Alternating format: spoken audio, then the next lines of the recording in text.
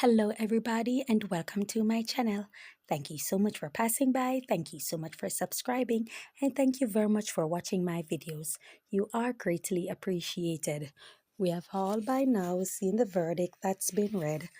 When it comes to the case of Sean Diddy Combs, he has been found not guilty on the RICO charge, and he has been found on not guilty on the SEX trafficking for both Cassie Ventura and Jane Doe. Remember, there were, I think, 3 charges were dropped prior to reading the verdict. There was the arson and kidnapping charges were dropped, and I think there was an SA charge that was also dropped. Those were the 3. You can correct me if I'm wrong in the comment section. But now we've seen that he has beaten the RICO charge and also the SEX trafficking charges.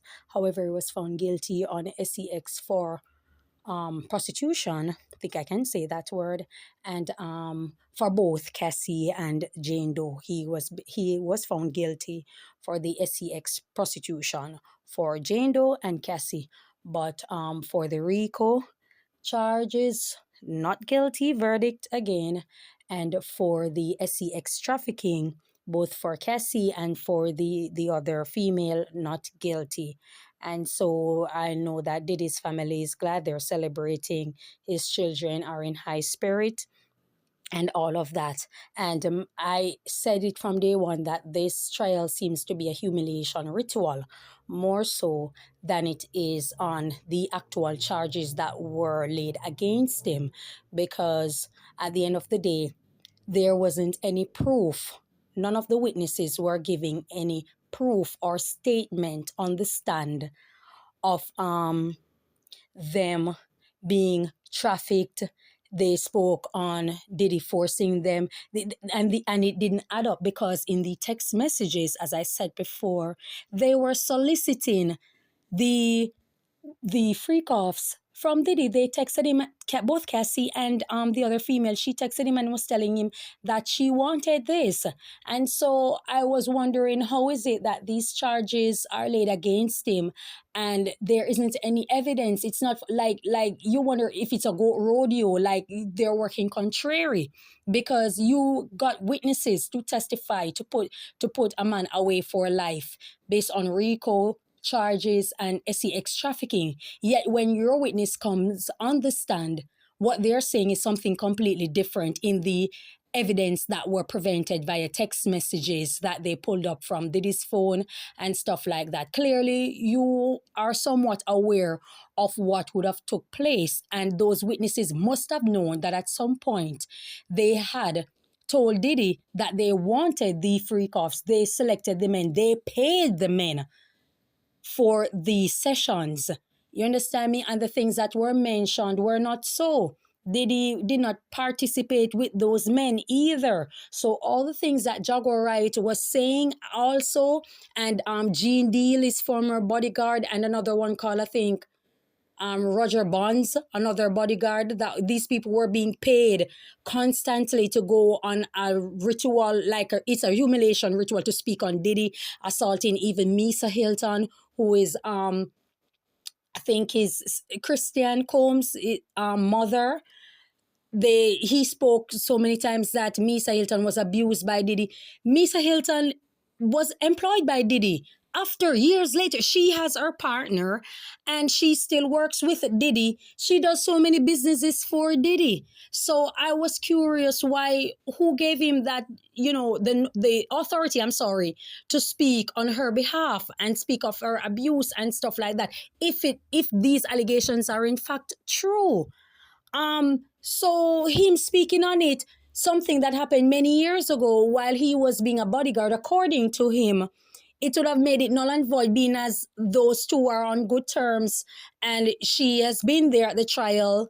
She's saying that she's there for her son, but Diddy is the father of her child. And so, because I guess she has good relation with Diddy, so she's also there. So when I look into these situations and the things that Jaguar Wright was saying and repeatedly going on different interviews, collecting money and stuff like that, I said they can say anything that they want to say. What is said in court is what matters. what is said in court is what matters. And this is a public affair. And so there all the T's has to be crossed and all the I's have to be dotted.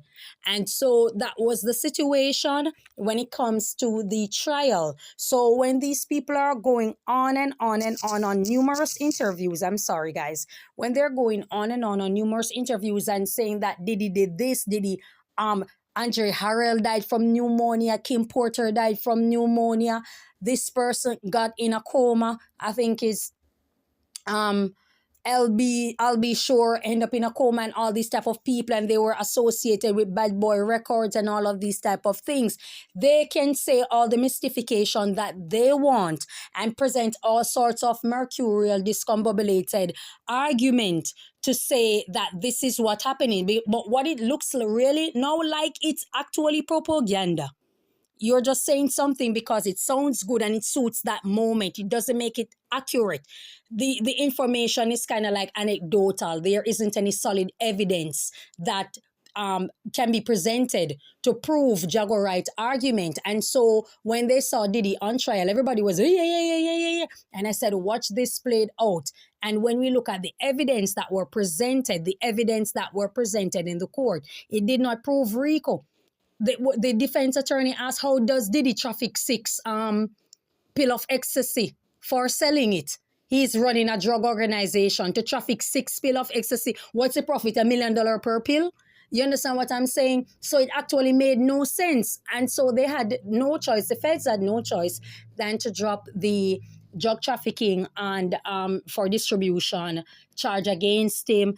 Also the arson of blowing up Kid Cudi's car. Many persons were actually speculating that Cassie is the one who actually did it because she was giving word energy to Kid Cudi, and he was saying that she cannot be trusted also, and all these type of things, so many things that were going on in the trial that came forward to show that many of the charges that were laid against him simply did not hold up in court.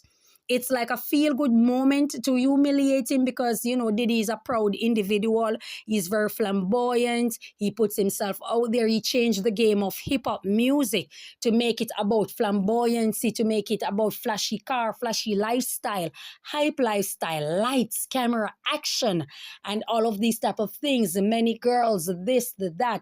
Diddy was one of them, the pioneers that put that image forward, moving away from, cultural or just gangster lyrics and stuff like that. Diddy made it about hype lifestyle, being that smooth chocolate individual who is, as the Rico Suave type of imagery that he puts forward, while at the same time he can be off the street, but he's polished like that and have these beautiful women, well dressed, gorgeous, inexpensive clothes, not just a video vixen, but rather beautiful women who look like that model-esque image. And she's a high dollar woman who is glamorous and these type of things. That was the imagery Diddy pushed in hip-hop music. So he revolutionized it himself, and also turning from just a hip-hop artist and producer to a mogul where he had businesses and stuff like that. And he mastered the art of promotion, of business administration, and also marketing, because we all thought that he owned Ciroc. And Diddy is not a promotional guy. Diddy is a businessman. And so it was marketed as a high dollar vodka compared to the others. And so it became best-selling vodka.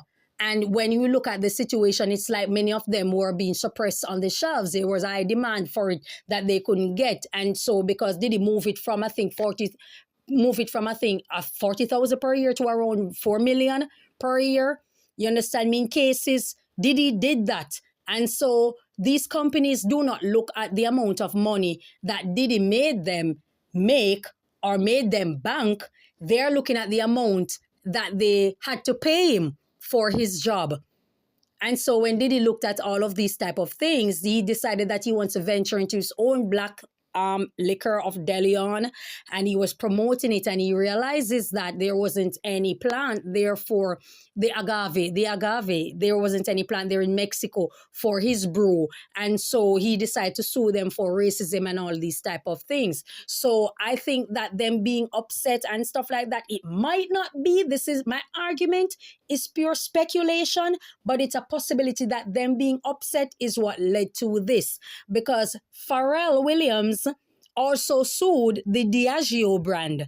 And Pharrell Williams is a known producer, a hip hop artist also, and he's big in high fashion and stuff like that. He also sued the Diageo brand because he got a partnership with them for his liquor to be marketed has a high dollar liquor, but how they presented it, bottled it, and distributed it, it looked like a backdoor alley type of brew. And so it did not sit well with him. Persons who ordered it did not like the core. They didn't like how, listen, when people are in business and you're dealing with customers who are high dollar people, they know quality. So if something is being sold to them for high dollar, it must look, it must taste, it must smell, it must appear, it must feel like premium quality. And to them, it wasn't as such. And that was the review that he was getting. And he himself realized that this is not what he partnered with the Diageo brand for. And so Pharrell Williams had sued them and won. So that's why I say the argument of the Diageo brand with Diddy could also be speculation. It could also be a part of the propaganda.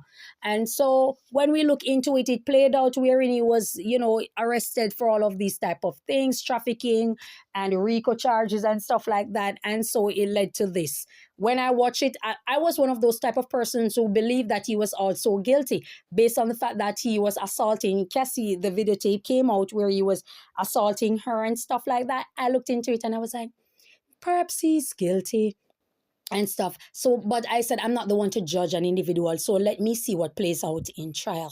And when I watch it and I see what is taking place and I listen keenly to the testimony and what the defense is putting out to show you that, listen, you guys wanted this, you guys solicited this, you guys were in your feelings and really upset because Diddy did not actually want a relationship with you, other persons after Cassie. And so they decided that they're going to be money hungry and grab for a big payday. So when Cassie decided to sue and got a big payout, then everybody just chimed in and wanted a big payout also. Had it been a guy that was working regular 9 to 5 and stuff, they would just cut their losses and move on. But when it comes to a high dollar man who was actually paying them for their services, which is why he's found guilty for the S4 prostitution, he was paying them high dollar for their services and stuff like that. They in return got into their feelings and start comparing what Diddy's paying or giving Young Miami, or where he's taking Young Miami and giving a revolt, Carisha Please talk show to interview celebs and all these type of things, versus them just getting a bunch of roses, being taken out here and there. They didn't want that. They want high dollar lifestyle, of which they have no talent, of which they aren't business oriented. They aren't interested in building an empire for themselves. They were just about getting big money from Diddy and being compared to other women who is actually with. And because they were actually in their feelings, so they decide that, okay, I want to sue too because I'm hurt, I'm distraught, he used me, lied to me, this, that. And the messages revealed that there wasn't any lie. There wasn't any lie. You wanted this and you're just upset. And Diddy told them repeatedly that he does not want a relationship. He's a single man. And so he's free because he sees other women. They were told from the get-go. They weren't told in the middle of the relations. They were told from the get-go. If they did not want to participate in any of the freak-offs, they were free. There was not one message that proved that Diddy had forced them to do anything. And like I said, Cassie and Diddy had been together for many years, a decade or more. It's hard for you to summarize a decade-old relationship in a week in trial or 2 weeks in trial. It's just not logical. And so, because they're going to be with something, but I do it acquiesce. And there's also going to be a time when I want something and you don't want to do it, but you agree, acquiesce. You understand what I'm saying? And so this is what happens in relations. So we are here now. And, Diddy is about to walk out, more than likely. the verdict will be him paying some fine to the court or to the system or to the government, wherever it is. You understand me? I think that it will be some monetary payout. However, I do not think this is over. I don't think this is over. Who can remember a glorious trial of a man by the name of Orenthal James Simpson, otherwise called O.J. Simpson, when he was given a not guilty verdict for the death of his wife, estranged wife, Anna Nicole Smith, and stuff like that, and Ron Goldman. Many persons said that he should have left the United States, reside somewhere else. He went on living the same flamboyant lifestyle and stuff like that until he got into an argument with this guy about his memorabilia being stolen and sold, and he went there with armed individuals, and he was given 9 to 33 years. So I do not think right now. I'm not sure if he's released, if he's free to travel, but if so be the case, I do not think United States should be the last place for Diddy to reside. I think that he should find another foreign country. He should find a rehab, get himself together of the drugs that he's taking, seek therapy help, find a partner that's stable, and do the right thing and listen. Sometimes it's good to listen. You were always leading. You were leading for many decades. Sometimes it's good to take a step back and allow someone else to lead, allow someone else to speak so you can listen and give yourself the opportunity to be a great student. Give yourself the opportunity to be a great student. There's so much more to grasp in life, no matter how rich you are. And like I said, I do not think this is the end for Diddy. I think they will be onto him and stuff. And I think that him living in a foreign country would be better for him, providing that he gets himself together and get on a different track that's more positive, that's more wholesome, that's more satisfying, that's more accomplished for the inner man. And that's where I'm at with this. Thank you so much for your time. Enjoy your day and may God bless you. Bye-bye.